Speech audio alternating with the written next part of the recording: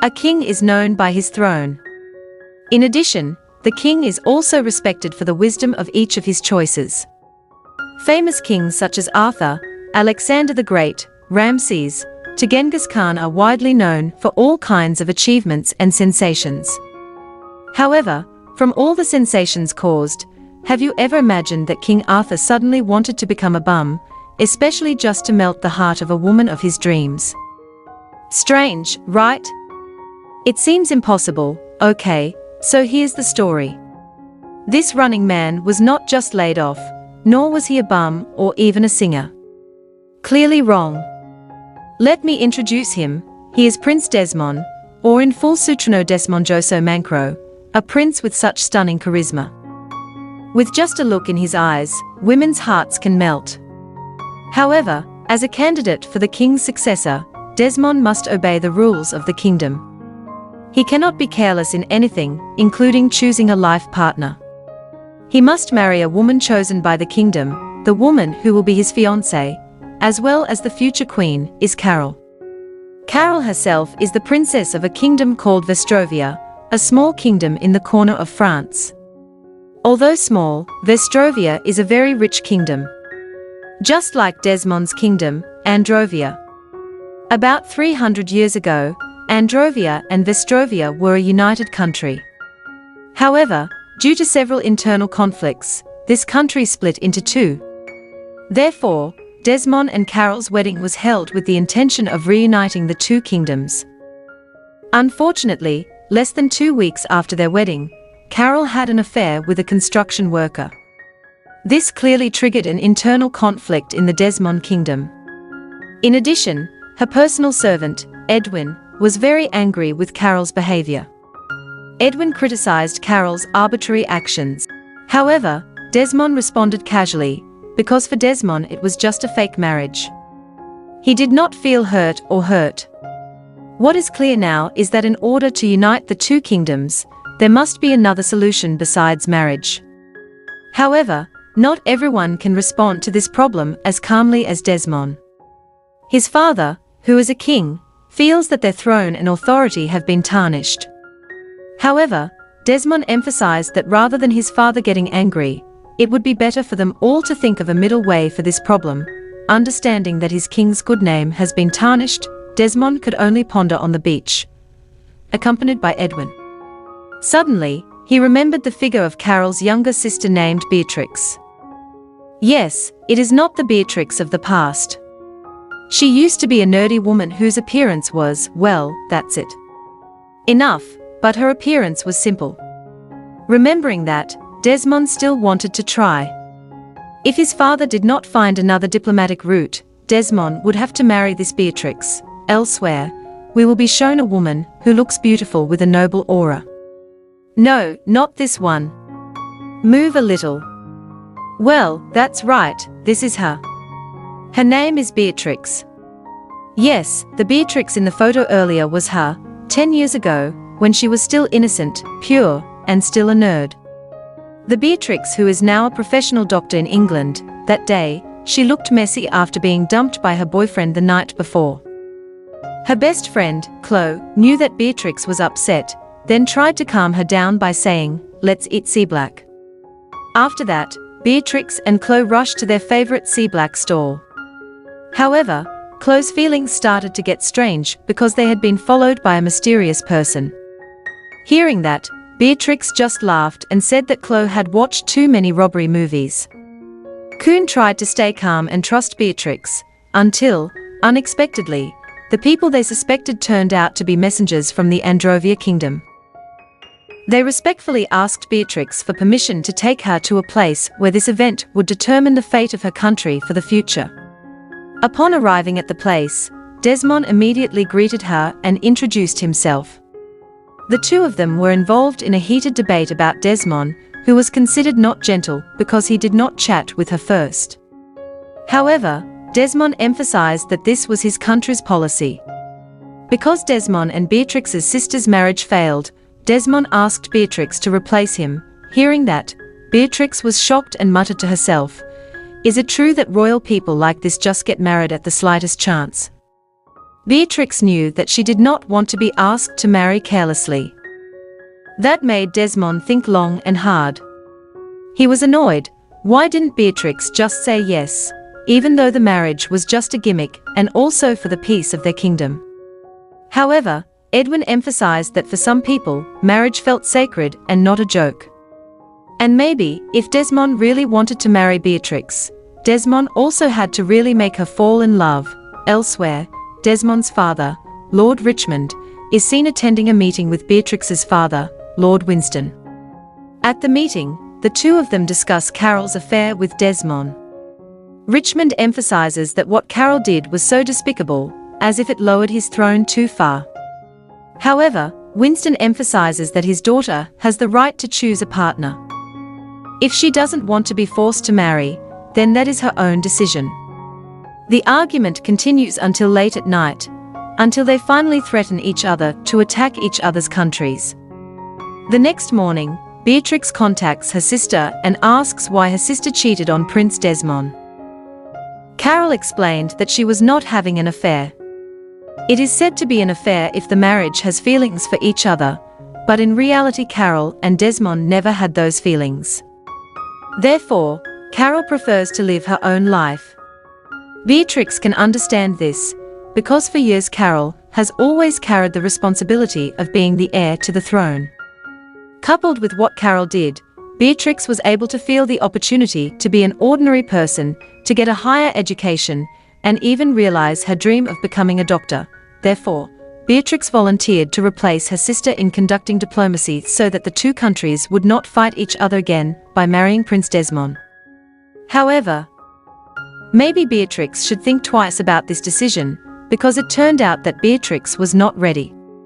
Not because Desmond was ugly, but because Beatrix had just broken up, and that made her feel awkward when she had to start a new relationship. However, Desmond explained that Beatrix did not need to involve her feelings too much. Just think of their marriage as a formality, just for the sake of the peace of the country, that's all. But Beatrix explained that she could not have a fake relationship, and therefore if Desmond really wanted Beatrix to marry him, Desmond had to be able to make her fall in love. Then, in a joking tone, Beatrix said, "How? I have 10 yachts, I have 10 Ferraris.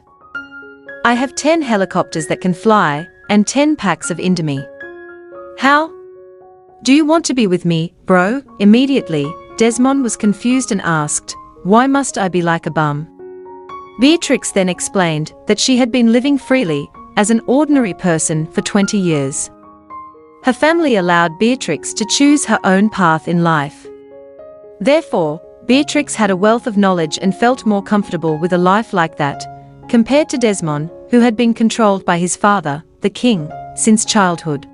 Beatrix emphasized that Desmond had to feel for once that being an ordinary person was more fun than living as a person on the throne. "So let's get out of this place and have fun with me. How about it?"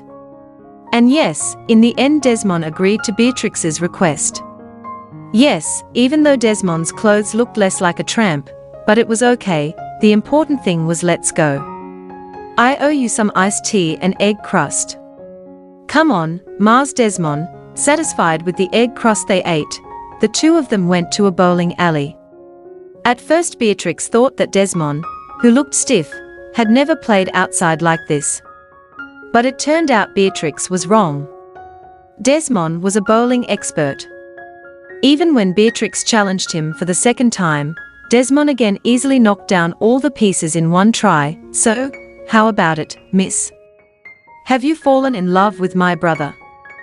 However, what they didn't realize was that this action seemed to attract attention. Because what Desmond had to know was that if his father heard the news that he ran away like this, Edwin's life would be at stake. But Desmond explained that tonight was very fun. She had never felt happiness like this before, especially since she spent a beautiful night with her fiancé. And because Desmond had agreed to Beatrix's request, Beatrix also had to follow what Desmond wanted. The next morning, Beatrix's mother contacted her. Her mother asked Beatrix's confidence in marrying Desmond. It was all because her mother was afraid. Her mother was afraid that Beatrix would do the same thing as her sister. However, Beatrix assured her mother that she would not do something bad like that. Besides, her family had given her freedom. As a form of appreciation for her family's trust, Beatrix was willing to sacrifice herself for her people. The mother was happy to hear that. She never expected those words to come out of her little daughter's mouth, who was now grown up. Mother just wanted to convey the message that I am very, very proud of you, Beatrix. So, thank you. In the morning, Beatrix announced that she wanted to marry Desmond, and on that day their engagement ceremony was held. Of course, the news of their marriage became the talk of the town. Desmond, who had just divorced Carol, was now about to remarry. The public seemed to think that the prince's brain was only about penalty kicks. However, Beatrix and Desmond did not want to respond to it at this time so that bigger problems would not arise. After that, Desmond took Beatrix to his palace to be introduced to his parents. Rismond and his wife's gazers were stunned by the beauty of Princess Beatrix, who would become their son's wife. Then, why didn't you just marry her sister? The father asked Desmond. While preparing for the wedding, Beatrix was invited to stay in the palace. Not to forget, as a true friend, Beatrix also invited Majlo. Even though Beatrix was the daughter of a king, 20 years of living as an ordinary person clearly changed her spoiled nature, especially when everything was automatic, everything was helped, and everything was served. Until that night, Beatrix, who had trouble sleeping, came to the palace kitchen. There, Mrs. Jady was seen cooking bread. Beatrix politely asked Mrs. Jady for a glass of warm tea. In the middle of that moment, Mrs. Jady asked why Beatrix's sister had the heart to leave Desmond the other day. For the servants here, Desmond was a good prince. He was not arrogant and liked to socialize with the workers in the palace. But unfortunately, the prince was never free from the supervision of the king. Often the one who got punished for socializing too intensely with the servants was Desmond himself. Desmond was a very good man, but unfortunately he never knew the breadth of the outside world. Suddenly, the kitchen telephone rang. It turned out to be Desmond asking Mrs. Jady to make him a cup of tea. Indeed, if it's meant to be, it will always be the same, said Mrs. Jady to Beatrix. Suddenly, Beatrix held back and said to let her bring the tea to Desmond. That night, as a mere working human being, there was nothing that could be done to change fate. However, perhaps there were things that could not be achieved because when we search for something, it felt painful. Pain is painful. Still hiding her feelings, Beatrix only chuckled at the question. The next day, the Androvia royal family would once again visit the Vestrovia royal residence. Desmond and Beatrix's arrival was warmly welcomed by the royal citizens there. Carol was also seen coming with PR, who was her lover. The construction worker who accompanied her seemed to be participating. However, the warmth soon disappeared when Mr. Rismond argued with Winston about how long their country would remain divided. Even if their children and grandchildren get married, Rismond will not be willing to praise or thank Winston, he said. The heated debate that occurred clearly annoyed Beatrix and Desmond. Beatrix said loudly, if two weak leaders like them continue to fight, this country will slowly start to falter. If her father and Desmond's father do not want to reach an agreement, it would be better if this marriage does not continue. Hearing that, both of them immediately fell silent. Seeing Beatrix's courage, Desmond did not want to let the woman in front of him fight alone. He also helped Beatrix to start a discussion forum between the two kingdoms by expressing their respective desires. Slowly but surely, there were signs of agreement from the two kings.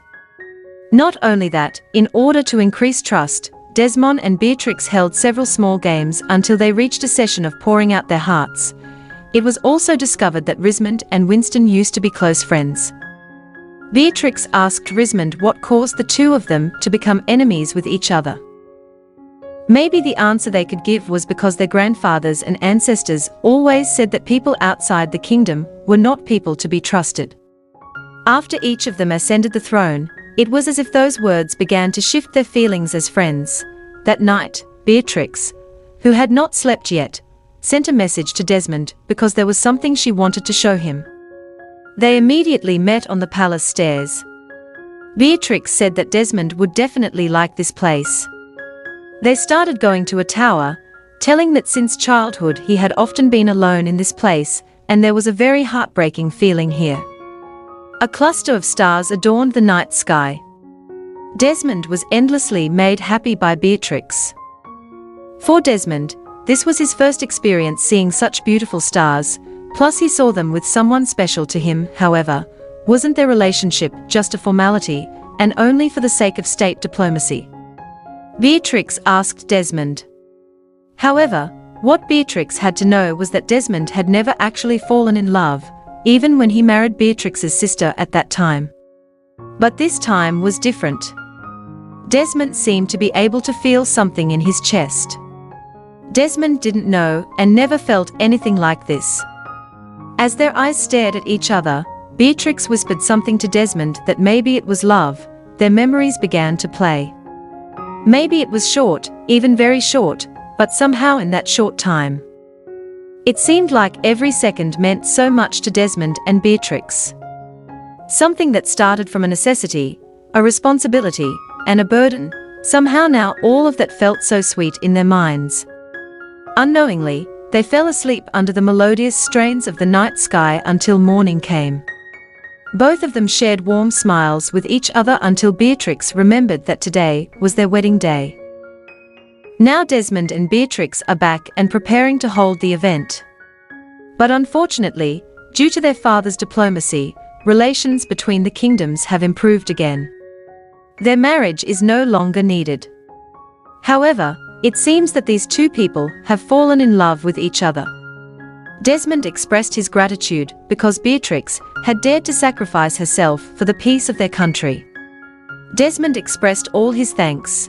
Thank you for all the memories they had spent together. For Desmond, the little things meant a lot. Those little things were what Desmond had never had. See you again on another occasion, Beatrix, he said, seeing Desmond's family group preparing to leave the Vestrovia Palace. Beatrix's heart seemed unable to accept that the opportunity in front of her eyes had been wasted. A love that she had been looking for, a strong turmoil that had never been felt before. Seeing her friend's face starting to become gloomy, with full awareness, Chloe said that she knew what to do. On the other hand, Desmond's heart could not lie. He could not lie if he had truly fallen in love. But to admit it, Desmond held himself back. He was afraid. Afraid that his father would feel that everything was in vain. He was afraid that his father, who tried other solutions besides marriage, would be disappointed. But all of that was only in Desmond's mind, because his mother knew. His mother knew that Desmond was hiding something. Finally, Desmond dared himself. He stopped in the middle of the road and asked permission from his father and mother to fight for the love that he had never felt before. Both of them really fought, even though the motorbike that Beatrix was driving had to die, even though Desmond's car had to break down on the road. But for the two of them, there was no road or obstacle that could stop them. Until finally, their love met at the entrance gate of Beatrix's residence. Forgive me if I am not honest with my feelings. Forgive me if I am too naive in my responsibilities. Forgive me who can't even think of you as being by my side. Forgive me who always refuses that I have fallen in love with you. Since that night, you have made me melt. You showed me a world wider than the palace walls. You taught me many things, including various forms of happiness, and forgive me if I was late to realize and express it. By nodding her head, Beatrix replied that she also loved Desmond. The man knelt down again. He knelt for the second time in front of the same woman, but this time with a truly genuine love. At the end of the film, we will be shown that Desmond and Beatrix are busy taking care of the invited guests. Who will be invited to their wedding? W said that there were at least less than 1,000 guests from England, 340 from Slovakia, and 2,000 guests from France, and there were also 11 from Germany. I don't know why there were only 11 from Germany, but what is clear is that we can all learn something from this film. Not everyone is born poor, And not everyone is born rich either. However, it does not mean that those who are born rich never have difficulties. I am sure that every human being is always given trials and tests according to their portion. In this film, we are shown how complicated the Crown Prince's responsibility is to maintain the peace of their country. Yes, although there are many solutions other than marriage. But when talking about monarchy, that kind of culture is still very strong. So, it is not surprising that since childhood, his life has always been restrained, supervised, and even educated from A to Z. Living like that is tiring, although at the end of the day you can still take a cold bath or hot water. In addition, one of the messages I took from this film is the surprise that God has prepared. Sometimes, it is not visible, but when it appears, it always leaves a mark on the soul.